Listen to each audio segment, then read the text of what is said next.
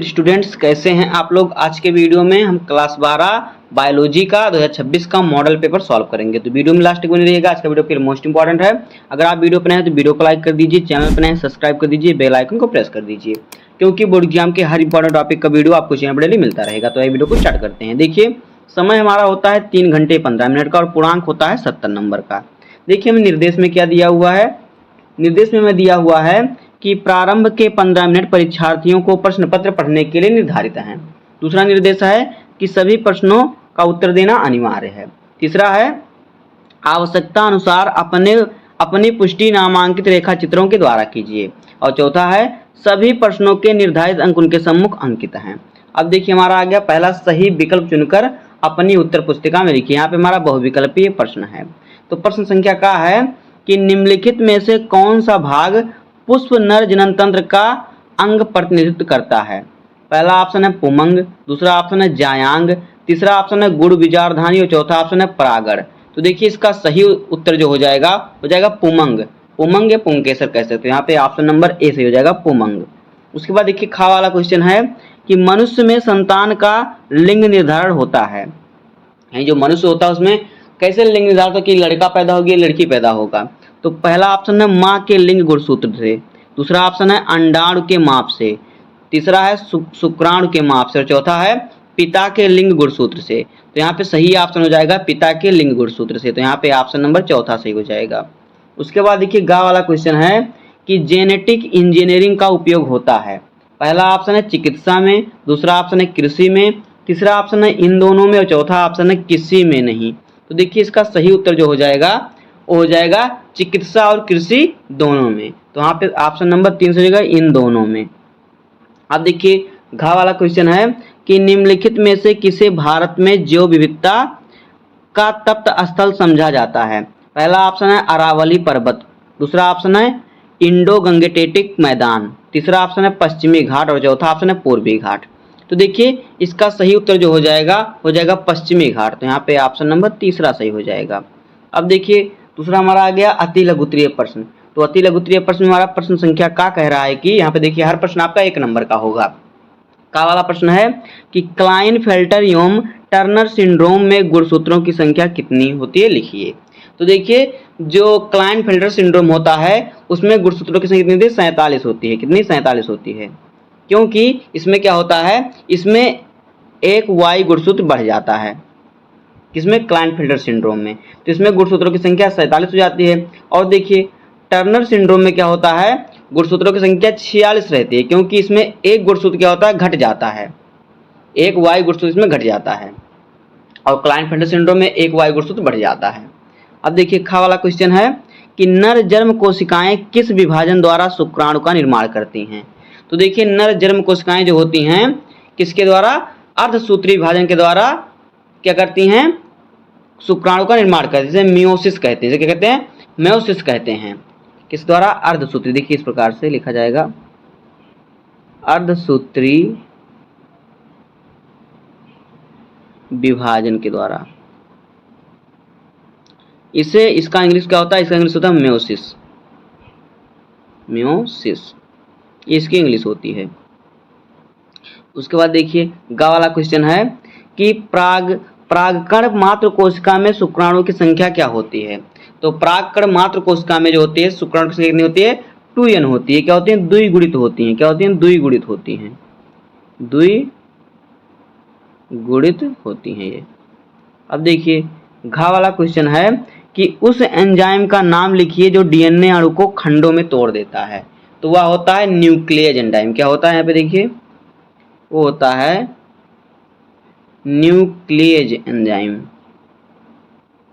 ये होता है। उसके बाद देखिए 5वां क्वेश्चन है कि समष्टि में परिकल्पित पिरामिड किस प्रकार के होते हैं।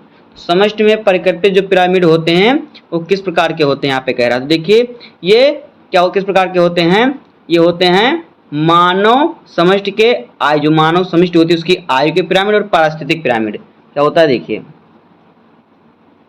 मानव का जो होता है समष्टि, जो मानव समष्टि होता है उसके आयु का पिरामिड, आयु पिरामिड। और एक पिरामिड क्या होता है पारिस्थितिक पिरामिड, पारिस्थितिक पिरामिड। पिरामिड देखिए किस प्रकार से होता है, देखिए आयु पिरामिड किस प्रकार से होगा, देखिए इस प्रकार से यहाँ पे ऐसे पिरामिड बना रहेगा, इस प्रकार से देखिए यहाँ पे एज लिखा है कि इतने एज के कितने बच्चे हैं, इतने एज के कितने मनुष्य हैं, इतने एज के कितने मनुष्य हैं। यहाँ पे देखिए ये एज लिखा रहेगा, यहाँ पे 1 साल 2 साल 3 साल 4 साल इस प्रकार से लिखा रहेगा।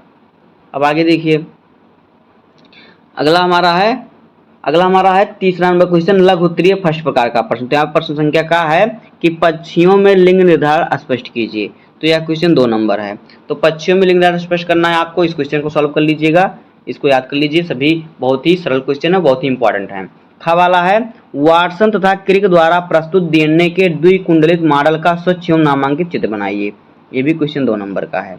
गा वाला है कि प्रतिरक्षा क्या है, और घा है आर्किड पौधा आम के पेड़ की शाखा पर उग रहा है, आर्किड और आम के पेड़ के बीच पारस्परिक क्रिया को आप कैसे स्पष्ट करेंगे, ये भी 2 नंबर का है। और 5वां है कि एक स्थलीय पारितंत्र में अपघटन चक्र का आरेखीय निरूपण कीजिए। तो इन सभी क्वेश्चनों को आपको सॉल्व करना होगा, सभी क्वेश्चन 2-2 नंबर के हैं। प्रश्न संख्या 4 आ गया लघु उत्तरीय प्रश्न सेकंड प्रकार का। तो का वाला क्वेश्चन है कि लघु बीजांड धानी तथा गुरु बीजांड धानी के बीच कोई 3 अंतर स्पष्ट कीजिए। ये भी क्वेश्चन 3 नंबर का है। खा वाला है हमारे समाज में लड़कियां पैदा होने पर दोष केवल महिलाओं को दिया जाता है, बताएं कि यह क्यों सही नहीं है। तो देखिए सभी क्वेश्चन 3-3 नंबर के हैं। गा वाला है एक संकर क्रॉस का उदाहरण लेते हुए मेंडल के प्रभाविता के नियम की व्याख्या कीजिए। ये भी 3 नंबर का है। और घा वाला क्वेश्चन है डीएनए कुंडलीन की कौन सी विशेषता ने वाटसन व क्रिक को डीएनए प्रतिकृति के सेमी कंजर्वेटिव रूप को कल्पित करने में सहयोग किया, इसकी व्याख्या कीजिए। ये भी 3 नंबर का है। उसके बाद देखिए 5वें का क्वेश्चन है, कह रहा है कि मलेरिया परजीवी के जीवन चक्र का स्वच्छ एवं नामांकित चित्र बनाइए। ये भी 3 नंबर का क्वेश्चन है। खवाला है 5वें का जैविकी यानी कि जीव विज्ञान के अध्ययन ने संक्रामक रोगों को नियंत्रित करने के लिए किस प्रकार हमारी सहायता की है। ये भी 3 नंबर का क्वेश्चन है, सभी को आपको तैयार कर लेना है, सभी बहुत ही सरल क्वेश्चन है। गा वाला क्वेश्चन है जैव उर्वरक किस प्रकार से मृदा की उर्वरता को बढ़ाते हैं। ये भी 3 नंबर क्वेश्चन है। और घा वाला है कि बैक्यूलोवायरसिस क्या है, ये भी आपको तैयार कर लेना है। अब देखिए 6 नंबर क्वेश्चन हमारा क्या है। 6वां का वाला क्वेश्चन है कि टिप्पणी लिखिए। पहला है पीसीआर पर, दूसरा है प्रतिबंध एंजाइम पर। तो ये भी आपका 3 नंबर का क्वेश्चन है। खा वाला है जैव प्रौद्योगिकी का कृषि क्षेत्र में उपयोग लिखिए। ये भी 3 नंबर का क्वेश्चन है। गा वाला है परजीवी जंतु से आप क्या समझते हैं, कोई एक उदाहरण दीजिए। ये भी 3 नंबर का क्वेश्चन है। और घा वाला है निम्नलिखित में अंतर स्पष्ट कीजिए। पहला उत्पादन एवं अपघटन पर, दूसरा है परजीविता एवं सहभोजिता पर। ये भी 3 नंबर का क्वेश्चन है। अब देखिए हमारा आ गया दीर्घोत्तरीय प्रश्न। तो दीर्घोत्तरीय प्रश्न में प्रश्न संख्या 7 है मनुष्य के नर जनन तंत्र का सचित्र वर्णन कीजिए, इसमें शुक्राणु कहाँ संचित रहते हैं। ये क्वेश्चन भी आपका 5 नंबर का है। उसके बाद अथवा करके दिया है पुष्पी पादपों में लघु बीजांड जनन का सचित्र वर्णन कीजिए। तो इन दोनों क्वेश्चनों में से आपको एक ही क्वेश्चन सॉल्व करना होगा, जहां से आपको मिलेंगे 5 नंबर। उसके बाद देखिए 8वां क्वेश्चन है कि आनुवांशिक कोड क्या है, इसकी मुख्य विशेषताओं का वर्णन कीजिए। ये क्वेश्चन भी 5 नंबर का है। अथवा करके दिया है जीव विकास किसे कहते हैं, भूवैज्ञानिक कालों में होकर पादपों के विकास का सचित्र वर्णन कीजिए। तो इन दोनों क्वेश्चन में से भी आपको एक क्वेश्चन सॉल्व करना होगा, यहाँ से भी आपको मिलेगा 5 नंबर। उसके बाद देखिए हमारा 9 नंबर क्वेश्चन है पादपों की जात विविधता 22%, जंतुओं की 72% की अपेक्षा बहुत कम है, क्या कारण है कि जंतुओं में अधिक विविधता पाई जाती है। ये क्वेश्चन भी आपका 5 नंबर का है। और अथवा करके दिया है कि किसी भौगोलिक क्षेत्र में जाति क्षति के मुख्य कारण क्या हैं। तो इन दोनों क्वेश्चनों में से भी आपको एक ही क्वेश्चन सॉल्व करना होगा, यहाँ से भी मिलेगा आपको 5 नंबर। तो दोस्तों इसी प्रकार से होगा क्लास 12 बायोलॉजी का यूपी बोर्ड का 2026 का पेपर, और इसी प्रकार से आपको सॉल्व करना है, तभी आपको पूरे नंबर मिलेंगे। तो उम्मीद करता हूँ कि आपको वीडियो पसंद आया होगा। अगर आपको वीडियो पसंद आए तो वीडियो को लाइक कर दीजिए, चैनल को सब्सक्राइब कर दीजिए, बेल आइकन को प्रेस कर दीजिए, क्योंकि बोर्ड एग्जाम के हर इंपॉर्टेंट टॉपिक का वीडियो आपको चैनल पर डेली मिलता रहेगा। तो मिलते हैं किसी नेक्स्ट वीडियो में, तब तक के लिए धन्यवाद।